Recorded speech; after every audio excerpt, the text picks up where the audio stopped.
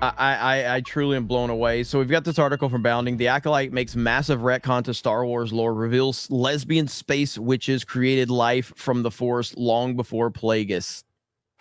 Then you had, which they've changed it. They've changed it.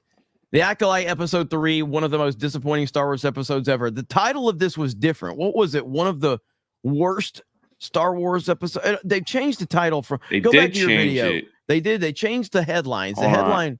I screenshotted it because I knew there was going to be some funny business. It was the Acolyte episode 3 review, one of the worst Star Wars episodes ever made. Yeah, so they now changed it to disappointing. Yeah. Wow. Oh man, so they changed Worst that around. Ever made. Yeah. So there you go. And it truly is. I mean, there is no debating this fact. It is a horrendous episode for every single level you can think of, whether it's the lore aspects of it or just from a storytelling standpoint or a dialogue standpoint. By the way, these twins look exactly the same as adults. Yeah. But they don't as kids. It's yeah, the story. All right, spoilers, whatever. The episode is a flashback where the twins, where we discover where these twins came from and what happened. So they go back and they're 8 years old at this point, and they're living with a bunch of women witches. Are there witches in Star Wars? It's a lesbian witch cult is what it is. It's There's a lesbian witches witch in cult. Star Wars, apparently. So they've always been fine. Yes. Whatever. So then they're learning how to use the Force. And when the mother, this woman here, the black lady, her name is Mama, I guess, in the episode, she goes, some people, they call it the Force, but it's actually a thread. And you can pull on the thread and do all that and manipulate stuff. So they changed the way the Force is. It's a thread. And then all of a sudden, one of the twins is like, I don't want to live with the witches anymore. And the other one's like, no, you better. And that's like the whole thing. So then the two mothers, which you are seeing here in this photo, are fighting over these twins. One of them conceived them and the other one created them. That is dialogue in the show. The one with the horns all over, the big pimples on her face, she said, I conceived them. Yeah. Black mother said, well, I created them. So they're deciding what to do with them. The Jedi randomly freaking show up. Child Protective Services Jedi. And like this world is out of their jurisdiction apparently, but they show up anyway.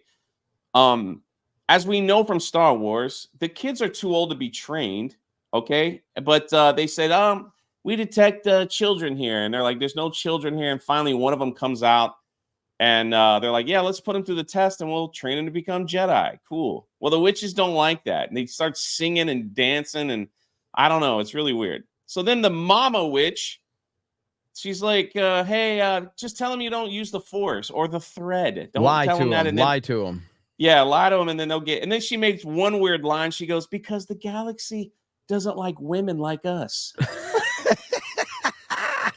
The galaxy doesn't like women like us, And it's like, okay, whatever that means. So a galaxy filled with aliens, droids, Wookiee Jedis now that did absolutely nothing.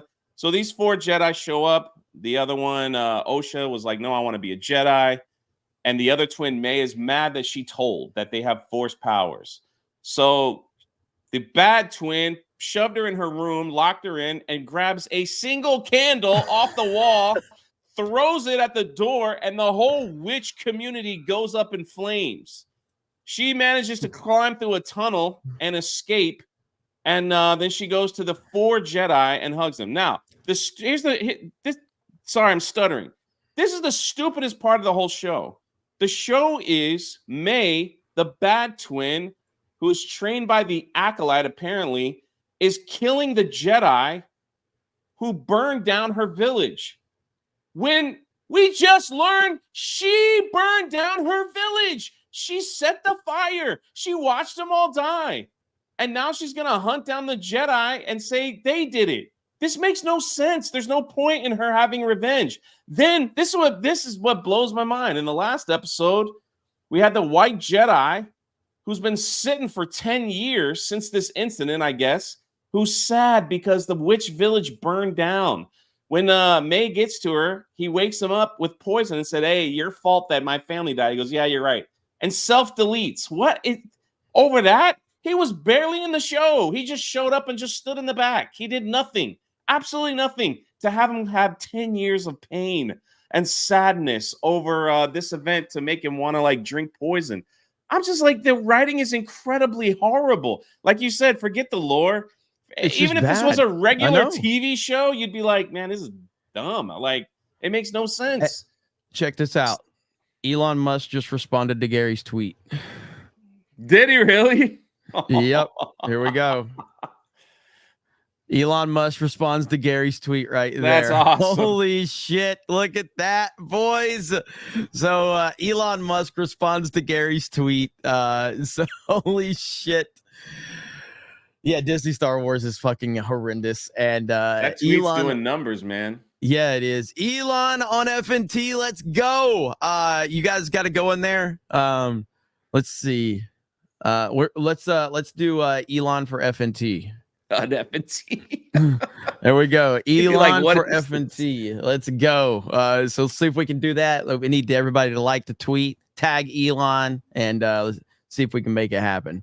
But yeah, man. So yeah, look, here it is. Here's the white guy right there. Even people online are like, he did this to him for what? Like, why was he so sad? That was him. He showed up.